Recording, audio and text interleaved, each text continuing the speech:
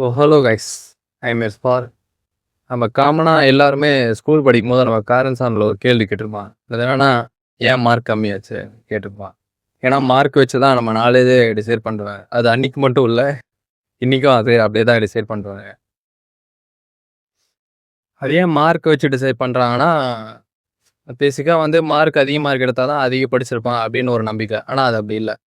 இப்போ நம்ம மக்கப் பண்ணி கூட மார்க் எடுக்கலாம். ஸோ நம்ம வந்து நாலேஜோ பையன் நெறைய மார்க் எடுத்துட்டான். அதனால நெறைய நாலேஜ் இருக்கு அப்படின்னு நெனைச்சாங்க. ஆனா அது அப்படி இல்ல. நம்ம சின்ன வயசுல எப்பவுமே ஸ்கூல் படிக்கும்போது மெட்ரிக்ல எழுதனோ இல்ல கவர்மெண்ட் ஸ்கூல் படிக்கும்போது புக் பேக்ல கொஸ்டின் குடுத்துருப்பான். அந்த கொஸ்டினுக்கான ஆன்ஸர் அங்க புக்லயே இருக்கும். இத படி புக் கொஸ்டின பார்த்துட்டு புக்ல இருக்கிறத படிச்சுட்டு அப்படியே ஆன்ஸர் எழுதிருவோம். ஆனா இதுவே சிபிஎஸ் சிஸ்டம் போகும்போது அங்க நம்ம புரிஞ்சு படிச்சா தான் மார்க்ன்ற கூட நாலேஜ் வரும். அப்படின்னும்போது நம்ம மெட்ரிக்கோ, கவர்மெண்ட்டோ படிக்கும்போது அந்த அளவுக்கு நம்ம மோஸ்ட் ஆஃப் த பீப்பிள்ஸ் புரிஞ்சு படிக்க மாட்டாங்க. சில பேர் வந்து புரிஞ்சு படிப்பாங்க. ஆனா வந்து புரிஞ்சு படிக்கிறது ஆக்சுவலா வந்து புரிஞ்சு படிக்கிறது ஒரு நல்ல விஷயம். நீங்க நல்லா என்னதான் மக்கப் பண்ணி ஃபுல்லா மக்கப் பண்ணி நல்லா 10th, 12த்ல ஹையஸ்ட் மார்க் எடுத்தாலும், அது உங்களுக்கு வந்து ஒரு நல்ல காலேஜ் தரலாம். நல்ல வேலைக்கு தரலாம். ஆனா வந்து உங்க ஸ்கில்ஸ் எதுவுமே இருக்காது. படிச்சது எதுவுமே பிரோஜனமா இருக்காது. ஏன்னா நீங்க என்ன படிச்சீங்கன்றதே மறந்துருப்பீங்க. அதுவே நீங்க புரிஞ்சு படிச்சீங்கன்னா, அது வந்து உங்க லைஃப்க்கு உதவாகலாம். இல்லன்னா ஜாபுக்கு எக்ஸ்ட்ரா ஸ்கில்ஸ் இது பண்ணலாம். இல்லன்னா ஒரு பிசினஸ்க்கு ஸ்டார்ட் அப் உதவும். அதுமாரி நீங்க புரிஞ்ச ஒரு விஷயம் நீங்க இப்போ ஒரு 5 மார்க் வந்து புரிஞ்சு படிக்கிறீங்கன்னா, it's better then mug upping 10 5 marks. So எப்பவுமே புரிஞ்சு படிக்கிற ஹேபிட்ட வச்சுக்கோங்க. சம்டைம்ஸ் வந்து புரிஞ்சு படிக்கும்போது உங்களுக்கு ஏகப்பட்ட டவுட்ஸ் வரும். ஏகப்பட்ட வேர்ட்ஸ் வந்து உங்களுக்கு புரியாது.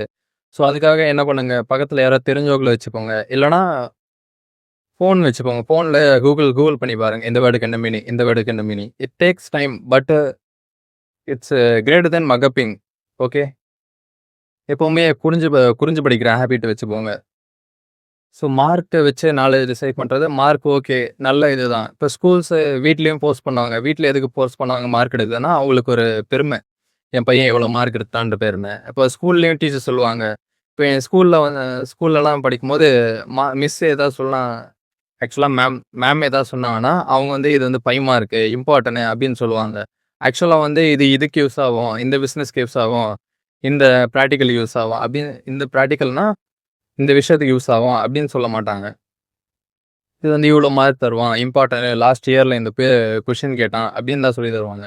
நானா போயிட்டு கேட்டா தான் இது வந்து எதுக்கு யூஸ் பண்ணுவாங்க? இந்த அக்கவுண்ட்ஸ் இந்த ஃபார்மாட் எந்த பிசினஸ்க்கு யூஸ் ஆகும்? அப்படின்னு கேட்டா தான் அவங்க பதில் சொல்லுவாங்க. ஸோ அப்படி இருக்கு. அவங்களுக்கு வந்து பசங்க நெறைய மார்க் எடுக்கணும். அத வச்சு பிரின்சிபல் கிட்ட சொல்லுவாங்க. பிரின்சிபல் வந்து 12த்ல நம்ம மார்க் எடுத்துட்டோனே இது மாரி கட் அவுட் வைப்பாங்க. ஸ்கூலுக்கு ஆனா ஒரு அட்வர்டைஸ்மென்ட் ப்ரமோஷன் மாரி. ஸோ எப்பவுமே உங்களுக்கு வந்து நீங்க நல்லா எங்க அப்பா, அம்மா பெருமைப்படணும். எனக்கு நல்ல வேலை கிடைக்கணும். அப்படின்னு நெனைச்சீங்கன்னா, மார்க்ஸ ஃபோக்கஸ் பண்ணுங்க. இல்லன்னா எனக்கு நாலேட்ஜ் வேணும். புதுசா ஏதாவது ஒண்ணு ட்ரை பண்ணணும். நல்லா பெருசா பெரிய இடத்துக்கு வரணும். அப்படின்னா நாலேட்ஜுக்கு என்ன வேணுமோ அத மட்டும் புரிஞ்சு படிங்க. எப்பவுமே புரிஞ்சு படிக்கிற ஒரு நல்ல ஹேபிட். இப்ப நான் போயிட்டு ஏதாவது ஒரு டாபிக் செட்ட கேட்டா கூட, சப்போஸ் மேத்ஸ்ன்னு வச்சுக்கோங்களேன். மேத்ஸ்ல வந்து நம்ம எப்பவுமே most of the peoples matric அந்த சிலபஸ் படிக்கும்போது மெட்ரிக்கோ, கவர்மெண்ட் அந்த சிலபஸ் படிக்கும்போது எப்பவுமே புக்ல இருக்க சம்ஸ் தான் போடுவோம். எக்ஸாம்பிள் சம்ஸ், எக்ஸர்சைஸ் சம்ஸ் இருக்கும். புக்ல இருந்த சம்ஸ் தான் போடுவோம். போட்டு புக்ல இருந்த சம்ஸ் தான் கொஸ்டின் டபுள்லயே வரும். ஆனா அப்படி போட்டு போய் கேட்டா, அந்த மேத்ஸ் எதுக்கு போடுறோன்னே தெரியாம போடுறாங்க ஆக்சுவலா. அது வந்து இப்போ சப்போஸ் இப்படி நல்லா போடுறாங்க 10த் 11த் 12த்ல நல்லா மேத்ஸ் போடுறாங்கன்னு வச்சுக்கோங்க. 11த் 12த்ல நல்லா மேத்ஸ் போடும்போது, சப்போஸ் காலேஜ் போகும்போது அது அங்க அப்படி இருக்காது. ஒரு எக்ஸாம்பிளுக்காக ஒரு சம்ஸ் போடுவாங்க. ஆனா எக்ஸாம்ல அது வேற மாரி வரும். வேற கொஸ்டினா வரும். வேற நம்பர்ஸா வரும். இல்ல வேற ஆல்ஃபபெட்டா வரும். அப்போ என்னமோ டக்குனு சஃபர் ஆவாங்க. டக்குனு போட்ட சம்மே மறந்து போகலாம். ஸோ எப்பவுமே வந்து out of the books think பண்ணி பாருங்க. புக்ஸ் வந்து புக் பேக் ஆன்ஸர் மார்க்கும் பார்க்காதீங்க. இருக்கிற எல்லாத்தையும் கொஞ்சம் ரீட் பண்ணி பாருங்க. அவ்வளோதான். ரீட் பண்ணாலே கொஞ்சம் புரிஞ்சு படிச்சீங்கனாலே உங்களுக்கு ஞாபகம் இருக்கும். ரொம்ப மகப் பண்ணா அது சிம்ப்ளி வேஸ்ட். ஒரு 1 இயர் ஞாபகம் இருக்கும். 2 இயர் ஞாபகம் இருக்கும். அதுக்கப்புறம் என்ன படிச்சோன்றதே மறந்துருவேன்.